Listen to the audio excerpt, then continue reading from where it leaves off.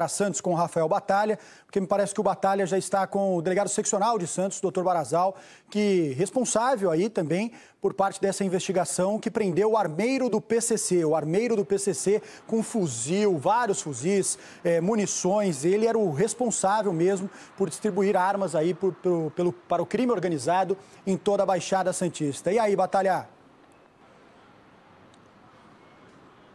É isso mesmo, viu, Garrapa? Terminou agora a entrevista coletiva aqui no Palácio da Polícia. A gente já chamou aqui o Dr. Barazal para falar com a gente aqui no Brasil Urgente, para explicar como é que funcionava todo esse esquema. Um homem de 32 anos foi surpreendido pelos policiais aqui do 3º DP da cidade de Santos, porque na casa dele ele guardava as armas dentro da cama, ali embaixo do colchão. 2 fuzis 7.62 ali encontrados, além de diversas munições. Disse para a polícia, Garrafa, que usava essas armas, esses fuzis aí, armamento restrito, para treinamento. Mas é claro que o papo não colou na polícia, né, doutor Barazal? Muito obrigado por falar com a gente no Brasil Urgente. Um trabalho de investigação que já dura meses, né, doutor? Sim, é uma satisfação falar com vocês, o Garrafa.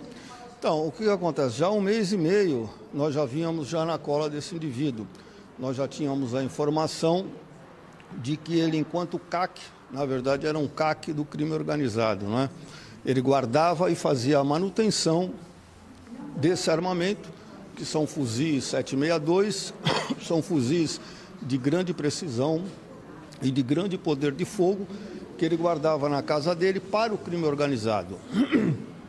Nós recebemos a informação, mas para se fazer uma checagem, que realmente essa informação procedia, nós passamos a fazer o monitoramento desse indivíduo.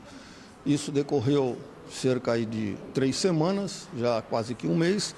Percebemos que realmente ele frequentava alguns locais que eram locais, né, que nos davam, então, uma maior convicção, né, da participação dele junto ao crime organizado, razão pela qual, na data de anteontem, foi representado à Justiça o mandado de busca e apreensão na residência dele, que é aqui na Nilo Peçanha, no Marapé.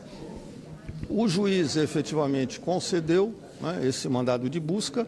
E hoje pela manhã, as equipes do 3º DP daqui de Santos ingressaram na residência dele e lograram encontrar, de fato, os 2 fuzis, prensa para a confecção das munições, enfim, maconha. E ele foi conduzido, então, ao 3º DP e autuado em flagrante delito. Agora o detalhe do Sérgio Verilli na placa aqui do veículo, viu, Garrafa? Porque ele usava essas placas aqui para cobrir a placa do carro dele no momento em que ele pegava essas armas para fazer o transporte, para levar para casa para fazer a tal da manutenção. Doutor, ele diz que é um colecionador, mas no momento em que a polícia bateu lá na casa dele, ali perto ali do Morro do Marapé, não encontrou nenhuma arma que estava em nome dele, registrada ali como um colecionador efetivamente. O que ele disse para os senhores no momento ali da abordagem? Sim, esse é um outro fator realmente importante, né? Que ele, enquanto CAC, ele teria 2 pistolas registradas em nome dele. Só que essas pistolas não foram encontradas e ele, indagado a respeito, disse que já havia sido furtado dessas pistolas há 1 mês atrás. Indagamos do registro da ocorrência. Ele disse que não havia registrado a ocorrência.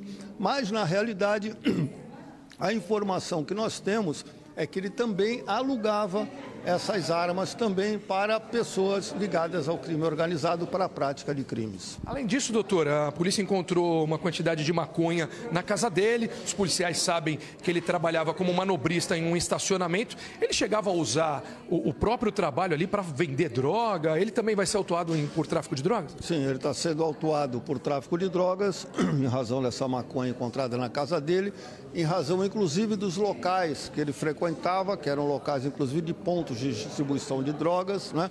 E pontos de distribuições sob o comando de elementos da organização criminosa, que nós temos esse conhecimento, né? Então, além do tráfico de drogas, ele está sendo autuado em flagrante pelo crime de posse, né, de uso de armamento de uso proibido, não é nem de uso restrito, de uso proibido, né, e ainda pelo crime de organização criminosa, né, pela certeza que nós temos de que, na verdade, esse armamento encontrado com ele pertencia à facção e que ele estava com esse armamento para fazer a manutenção e a guarda dos mesmos para a facção criminosa. Garrafa, ou seja, a investigação da polícia prossegue agora. Pois não. Não, só para entender aí, porque uma ótima tarde ao doutor Barazal, parabéns pelo trabalho, porque eu até olhando daqui, viu, doutor, quando eu vi essas ferramentas, vi esse tubo azul, me parecia até aquela história de arma de gel, sabe? Os caras colocam um gelzinho e parecia a parte de cima ali de arma de gel, mas pelo jeito não tem nada a ver. Ele conseguia produzir as munições? Eu nunca tinha visto algo nesse sentido. Ele produzia as munições dentro do seu próprio QG ali, dentro da sua própria casa, o local de atuação desse criminoso? Com certeza, ele tem todo o equipamento para a produção, tem a prensa, ele tem todo o material necessário para a produção das munições, Garrafa. Pô, eu nunca vi um negócio Garrafa, desse. como ia concluir, só que é para dizer que as investigações também prosseguem para poder identificar outras pessoas que estariam ligadas aí, outros armeiros do PCC, porque a gente sabe que na área ali, na região onde este elemento de 32 anos foi preso, Garrafa, tem sim células de crime organizado, então a polícia, claro, vai continuar com esse trabalho. Ó, o Sérgio Virilli mostrando no detalhe a peça que você falou ali, ó, tudo isso faz parte de uma prensa. Quando a polícia chegou lá, estava tudo montado, eles desmontaram para trazer aqui para o Palácio da Polícia e claro que agora as investigações vão prosseguir para identificar outros criminosos que fazem parte da mesma organização. Garrafa. Até porque ele era o armeiro ali, ele entregava para outros criminosos e estes outros criminosos que são os que usavam mesmo essas armas aí desse armeiro do PCC. Doutor, para a gente encerrar aí, com a prisão deste armeiro aí,